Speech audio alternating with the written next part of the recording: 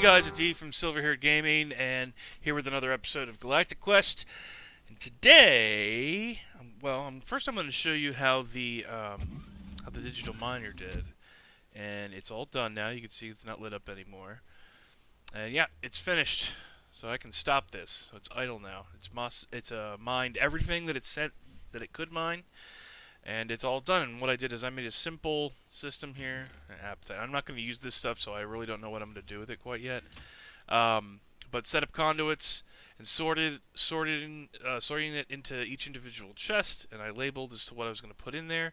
So we got a ton of stuff. I mean, I got more stuff than I'll need in a while. Look at all the coal I got just from this one chunk. But what this showed me is that with Silk Touch and speed upgrades and everything, this thing just chews through power, and it's just not going to be enough with my magmatic dynamos. So today we're going to work on big reactors, and the other thing I did was I switched some of these machines into factories. I told you how if you move them from factories, it'll be able to process 3 things at once, and 1, 2, 3. You see, that's what this does.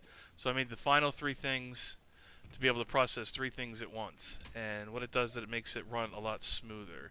And I'll just go ahead and let this chew on this iron for a while, and you'll see. So 1 ore becomes 3 chunks or clumps. It'll automatically process 3 at the same time. See, as soon as it's done processing, 3 more.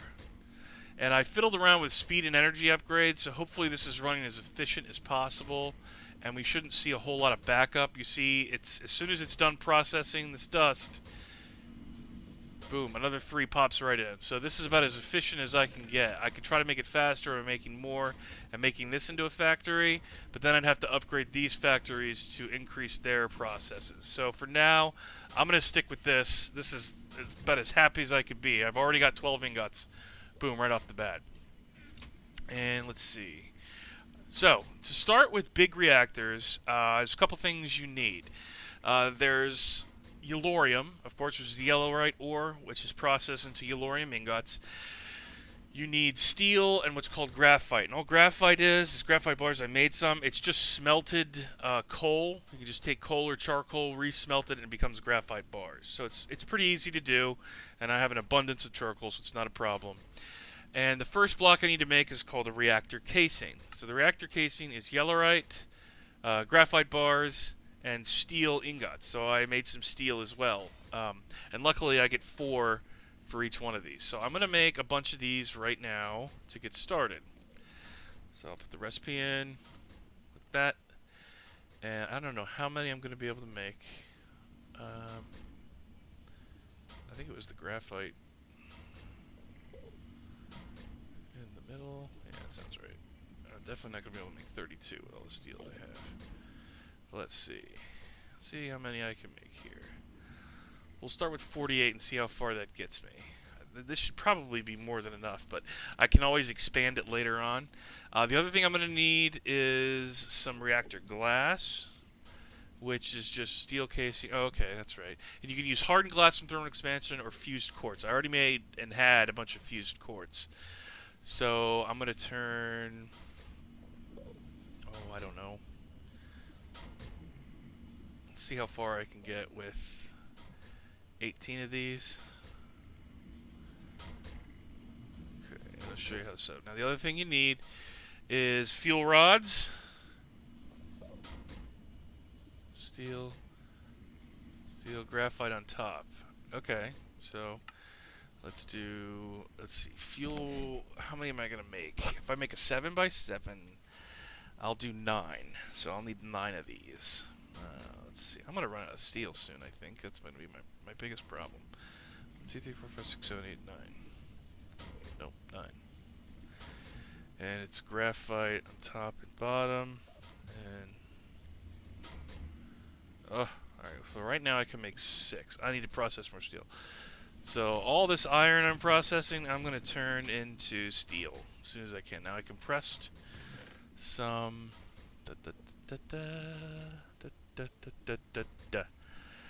So I can do. We'll just fill this up with a bunch of carbon, and then I'm going to start processing a bunch of steel while we're doing this. Okay, so I have some fuel rods, casings, and glass. I'm also going to need a reactor controller, and this is what allows you to, control it. So reactor casing, redstone, and diamond. So I need a diamond. I have plenty already, but I've got one in here, ready to go from my old stash. So let's see, let's get this up here again. So I need yellorium either side. I need casing here, here, and here.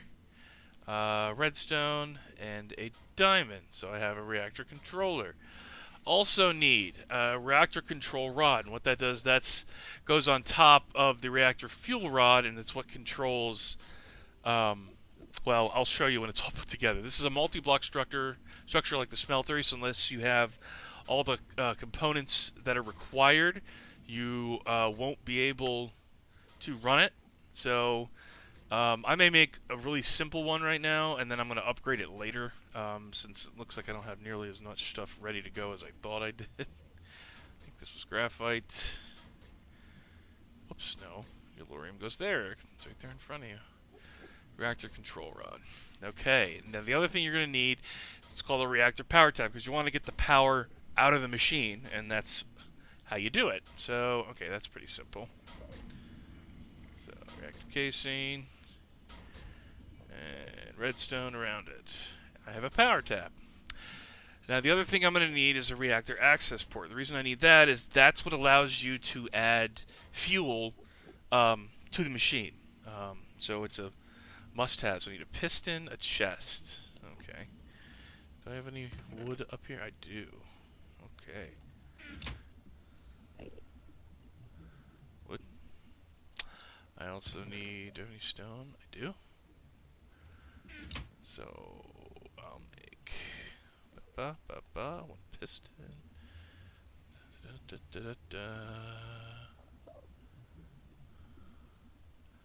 Okay, so it was piston, chest, and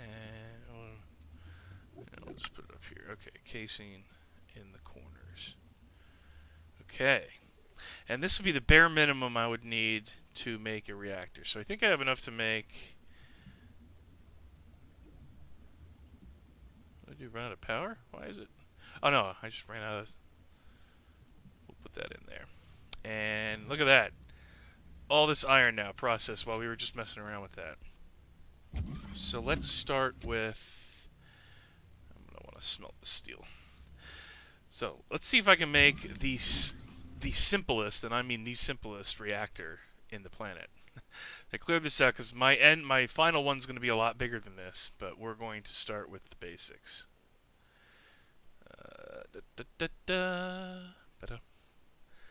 Okay, so it's a multi-block structure, so we're going to make the basic 3x3.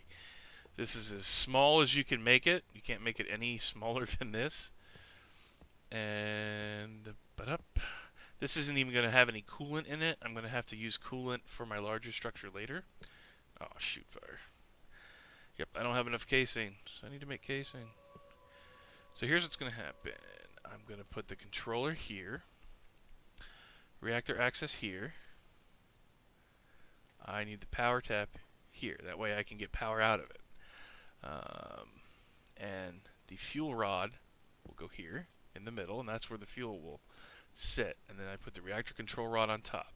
So I need to make a couple of more reactor casings. I can actually just put glass right here since I have it.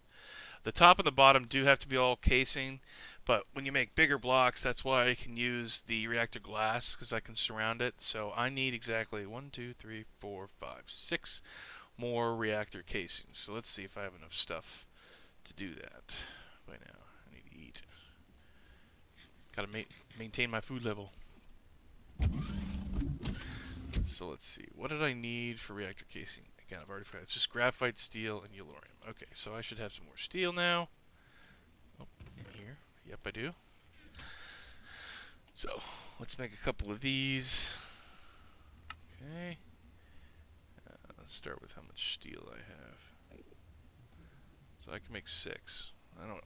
Is that enough? I've already forgotten how many I need.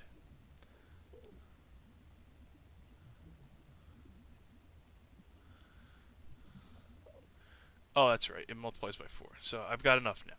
So let's show you what this thing looks like.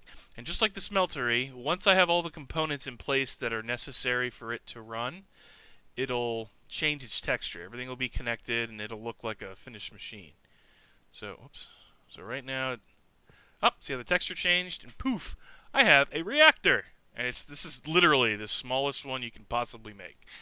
So, there are 4 panels in the UI. This is the internal, let me get my, internal buffer. It holds, by itself, it holds a lot of power. This is going to tell you your core heat, meaning the fuel rod in the middle, how hot it's getting, and the casing heat, how hot it's getting.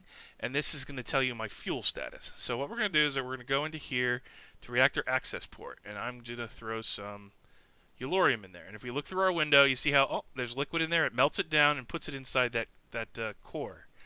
And that's the fuel it's going to run off of. And see, it's automatically offline, but to turn it on, I just activate it. And you see instantly the heat core is getting higher, the outside core is getting hot, and it's making power. It's not making a ton of power very fast because this is the smallest reactor I could possibly make. And you see it's only producing 264 RF per tick, which is about, well, let's see, let's look at our magmatic dynamos. Together they are making, I believe this will tell me, average is 101. It's got to be more than that because it's not using any of it. I can't tell, but I think at one point it's at 640 at its max. So this machine, at its very basic level, makes about a third of what all those magmatic dynamos do on their own. And I'm going to make this a lot bigger, and you'll see just how much of a difference that makes. So it's churning along, and what happens is, as this burns up, you see it's full. It says 100% full, 0.9% depleted. That's where this number comes in here, the fuel burn-up rate. It's actually really small because there's only one core and it's only 1 block high, 0.028 megabuckets per tick because it liquefies the Yellorium. And as this processes and as it creates heat, it creates waste. And that waste is turned into something called cyanite. So the Yellorium becomes cyanite. Now, cyanite is actually very useful. It's not just waste. You can do a couple things. You can refine it into something called plutonium, which you can reuse again as more fuel. Or cyanite and plutonium themselves are used in a secondary machine that you can make for big reactors, which I'll probably get into as power gets more scarce, because what you can end up doing is that you can turn this into, by adding more components to it and bigger, instead of just a nuclear reactor, you can make it produce steam. You know, the internal core gets really, really hot, you fill it full of coolant, that coolant boils, turning into steam, and then you can run it through a turbine, and that turbine is what generates your power.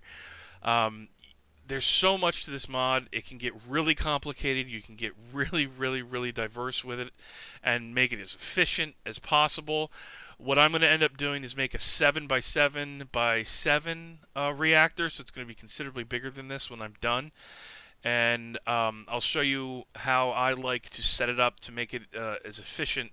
Well, it's probably not as efficient as possible. There's probably better ways to do it. You see right there, that little blue on the bottom? 2.2% depleted. So it's not wasting a ton of fuel, but it's also not generating a ton of power. You see, it's only 8.4% fuel full. And this buffer's huge anyways. And one of the other things I'm going to add to it is a let's see, where is it? A reactor RedNet port. And what that allowed me to do, it allowed me to automate this so I don't have to maintain it. Because if I don't manually shut it off, it'll just run all the time, and it'll end up wasting a lot of fuel. So if you don't set up a system, rather than just sitting there and watching it constantly, I can set it up a really basic way to automatically turn itself on and off once this buffer gets full. So if the buffer gets full, what will happen is that the control rods will go down, and I'll be able to turn it off. And I'll show you with the control rods. So the control rod here, what that means is this rod insertion will drop down in here, and it'll slowly turn it off. So if I turn it to 10%, we'll do 50%. And you'll see here that it's now producing much less power because I've slowed down the reactor core. I've turned it off. It's not getting as hot.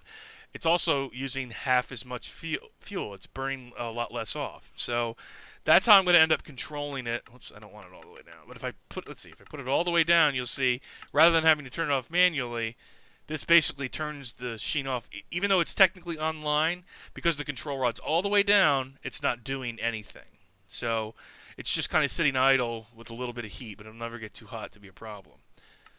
So I'm going to go ahead and open it wide up right now because it's not producing a whole lot of heat. But that's how I'm going to end up doing it. I'm going to automate it because I'll need 2 of these RedNet ports, and I'll show you how it works when I get it all set up.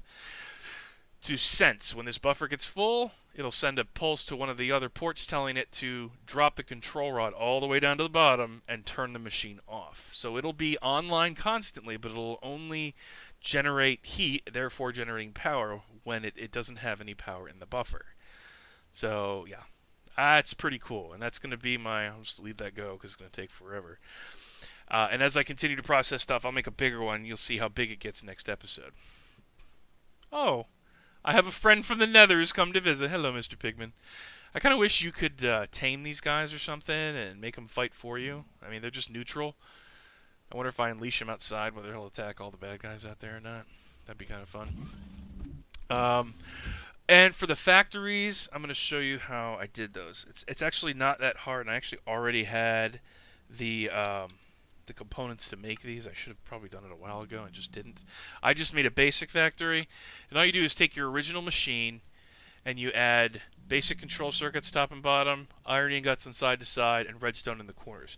And that's as simple as it gets. I could do that to this one right now. I'm not going to, but I would just take it off the wall, and I could turn it into one of those by just adding those parts to it, and it'll upgrade it into a factory. But I'm not going to do that with this one, so we'll put it back in place, and instantly fills with oxygen again. So yeah, you see how efficient this is getting. This is processing a lot quicker. I'm going to be able to make this reactor is going to end up making a ton of power, and the bigger I make it, the more it'll make, and I'll have to upgrade my battery, my capacitor bank here. You know, this machine here is plenty for my machines to run off of, and that may be what I end up doing. I may end up solely using my reactor for just the digital miner, and rather than replacing this, or I'll just leave them both up and running. I mean, I took the time to go to the Nether and set this whole thing up early game, and it is efficient for early game stuff, but for late game stuff, you absolutely have to go to big reactors. It's the only way I really know of to make a ton of power in a little bit of time. Industrial Craft 2 has its own version of reactor. I don't like it as much. I like this one, this multi-block structure. I think it's really cool. There's a lot more customization to it. You can really fiddle with it to make it as efficient as possible. And you can also do, like I said, the turbine that I talked about before. Now, before I go, I want to show you.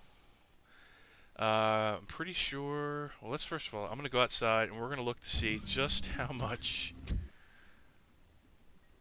I haven't really checked this in a while. This has been going forever out here. Look at all the essence I have. I have. Not only do I have a digital miner that will mine an entire, chunk full of natural existing ore, but I can grow all the ore I want right here. And in fact, I have so much essence, I'm going to have to convert all this, and we'll see if maybe I can turn. Wow, I even have a bunch of diamond essence. That means I can, you know what, let's do that right now. I can finally make my Master Infusion Stone. I'm going to backtrack a little to this because I haven't made one yet. I've got a weak, a regular, a strong, and an extreme. So let's upgrade this to a Master Infusion Stone. Ba-da-da-da-da-da. Oh, yay! Yay! Master Infusion Stone. And I'll quickly show you why that's the coolest. Where before, let's grab all that essence. This will be easy. Oh, the hole broke. I'm not making any more essence.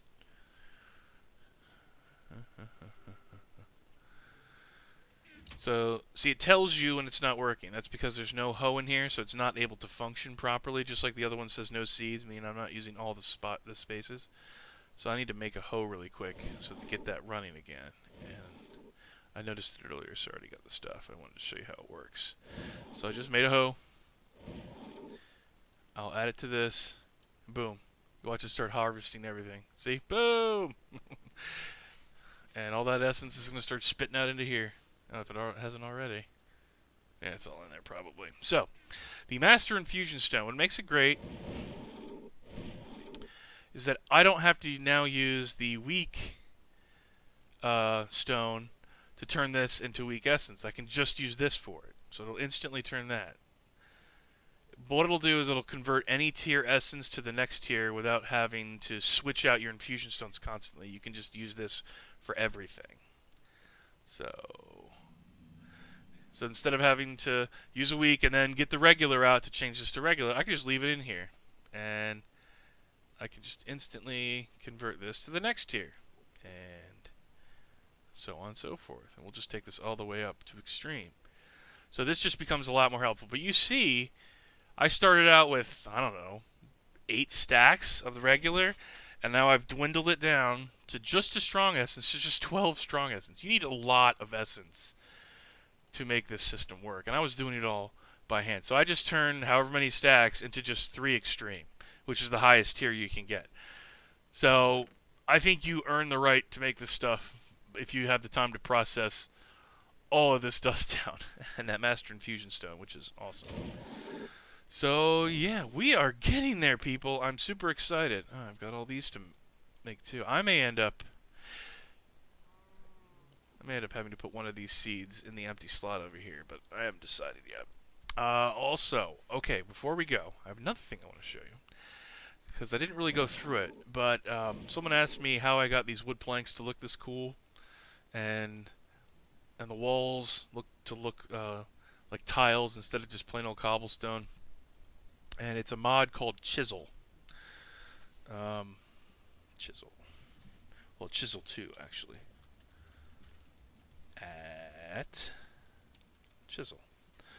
And what Chisel does, it's a neat mod. It's just for decoration. It doesn't do anything super special, but it gives you all these different decorative blocks based on base blocks. And all you do is take, for instance, raw marble that you'd find in the world, okay? And you put it in a chisel, and the chisel is just a stick with some iron on it. And here we go. A chisel. I'll even show you the recipe. Oh, I'm sorry. It's 3 iron and 1 stick. And what you do is, where is my chisel? I have my chisel somewhere. I gotta find it. There it is. So, I'll show you how this works. Now, there's 2 ways to do it. And we'll just use this wood and this cobblestone as an example. So one thing I can do is I can just right click on the chisel itself, and I'll put the block in, and it'll give me all the options I have that I can change this into. And you'll see this is the one, oak plank. The oak wood planks in disarray is what I use for downstairs. And then if I put the cobblestone in here, it'll show you the one I used for the walls in here is like the French cobblestone tiles. But you can do anything. You can make it into color, creeper faces on it, all these decorative blocks, and it's really pretty cool. Now, the other way you can do it is you put the block down, and you can left-click on it, and it'll cycle through all your options so you can see what they look like in real world and decide which one you want to use. Now, you probably can't tell because it's not doing it very fast, but this does wear. You see the bottom left-hand corner of the chisel says 258. Each time I use it, it wears it down. So you have to keep making these chisels, but they're not very expensive, so it's not a big deal. For some decorative blocks, and it's really, really, really super cool. I really should get an axe for this, but it's not going to happen. And the same thing with this. So, clink, clink, clink, clink, clink, clink. So, it's a decorative mod. It's really cool, but it allows you to take simple, like cobblestone, something that's just basically ugly, and just make it a little bit more easier to use. So I'm probably going to mine a bunch of marble because I think marble looks really cool. And the other thing I can make is, let me make some of this into 1, 2, 3, 4. I'll show you what's called a factory block. And it's really cool. It's just stone and iron, but it makes a ton of it. And there's a lot of options for factory blocks, and that's probably what I'm going to use to decorate the inside of this. I'm tired of this just kind of looking like the world gen. Now that I'm trying to get really, really high tech, I'm going to end up reorganizing everything and making it look really, really cool. So let's make 1 set of factory blocks, and I'll show you how cool their options are. So now that I have some stone, it is, I think, stone in the corners and iron in the middle. Yep, there we go. factory blocks. Now, on their own, this is like the default factory block. It just looks like rusty iron with rivets in it. But you'll see there's a ton of options. Some really, really cool things.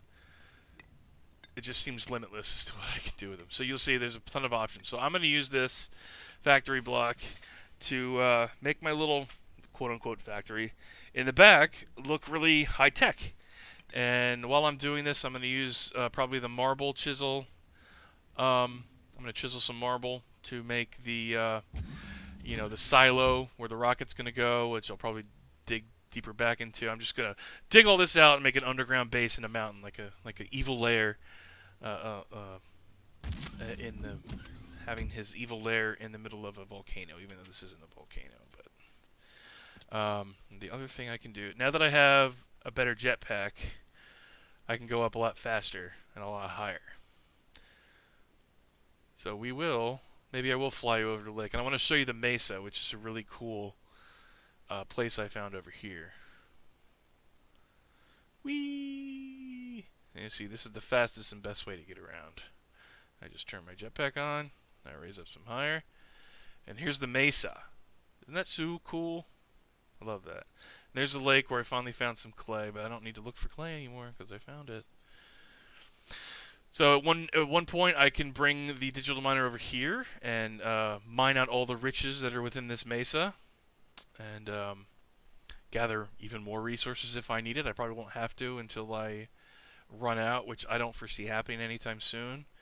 You can see where this biome changes. It shifts from this cold forest into this mesa, and I just think these are so cool. This cool riverbank that goes between them. Anyways, this world gen is really, really cool. It does look very realistic, and it's a lot bigger. Normal Minecraft world generation ends up becoming a little bit more compact, but this is just gigantic. It's hard to tell the scope, but in order to make these formations look more realistic, it has to make it a lot bigger than you would normally see. Like a regular mountain in Minecraft wouldn't be nearly as big as this. But the bigger, the more detailed it is, because we're basically looking at pixel art, more or less. So, yeah, so that's that. So that's this episode. We're digging into big reactors. I showed you some chisel stuff, and when I come back, I'll have the reactor full size, the 7x7, once I process enough stuff to make it. And I'll have this more decorated out. And I don't know where my buddy went. I don't know where Jarvis went. It's like I've lost him. And I don't think I can call him back without seeing him. I had him following me, and he just disappeared. Maybe he's in the nether. I wonder if he can go to another dimension without me. I'll have to check that out, because normally he's just sitting here in his charge pad. But I had him follow me around. So, I hope you guys enjoy. Please like and subscribe. Give me some... I launched a Facebook page with the same name, Silverhaired Gaming. If you guys have any feedback, ideas, or criticisms, to let me refine how I make these episodes and what things you want to see, so I can make the series better. So thanks, guys. I appreciate it. Bye!